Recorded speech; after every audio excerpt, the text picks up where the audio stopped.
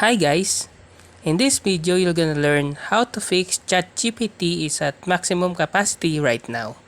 So there are two ways to fix the problem.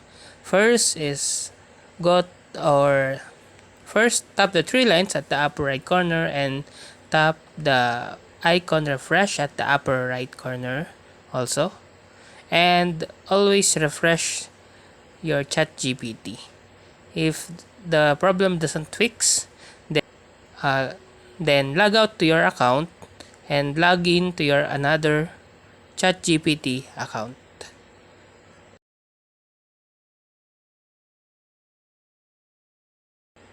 And that's it.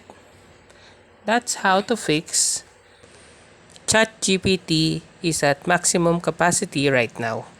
If you like this video, please click the subscribe button and click the bell icon to notify you to our next tutorial.